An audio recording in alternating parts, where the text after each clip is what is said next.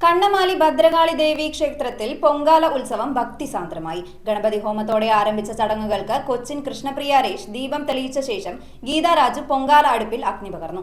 നൂറുകണക്കിന് ഭക്തരാണ് പൊങ്കാല സമർപ്പണത്തിനായി ക്ഷേത്രമുറ്റത്തെത്തിയത്. കണ്ണമാലി ശ്രീ ഭദ്രകാളി ദേവി ക്ഷേത്രത്തിൽ ഭക്തി നിർഭരമായ ചടങ്ങുകളോടെ പൊങ്കാല സമർപ്പണം നടത്തി. അതിരാവിലെ മുതൽ നൂറുകണക്കിന് ഭക്തരാണ് പൊങ്കാല സമർപ്പണത്തിനായി ക്ഷേത്രമുറ്റത്തെത്തിയത്. പുരാതന കാലം മുതലേ ഈ ക്ഷേത്രത്തിൽ അനുഷ്ഠിച്ചു വരുന്ന ആചാരത്തിന്റെ ഭാഗമായി ഗണപതി ഹോമത്തോടെയാണ് ചടങ്ങുകൾക്ക് തുടക്കം കുറിച്ചത്. കൊച്ചിൻ കൃഷ്ണപ്രിയ ദീപം തെളിയിച്ച ശേഷം ഗീതാരാജു പൊങ്കാല അടുപ്പിൽ അഗ്നി പകർന്നു. 10-15 വർഷമേ ആയിട്ടുണ്ട് പൊങ്കാല തുടങ്ങിയിട്ട്. അന്ന് തുടങ്ങി ഇന്ന് വരെ നല്ല ഭംഗിയിൽ നമുക്ക് കൊണ്ടുപോകാൻ സാധിച്ചു. ഭക്തജനങ്ങൾക്ക് ദേവിയെ പൂജിക്കാനുള്ള ഒരു സുവർണ അവസരമാണ് പൊങ്കാല. അത് ദേവി നമ്മുടെ പ്രസാദം സ്വീകരിക്കാൻ നമ്മുടെ അടുത്ത് വന്ന് അങ്ങനെ കിട്ടുന്ന ഒരു സുവർണ അവസരമാണ്. അത് എല്ലാ ഭക്തജനങ്ങളും ഭക്തിപൂർവ്വം സ്വീകരിക്കണം.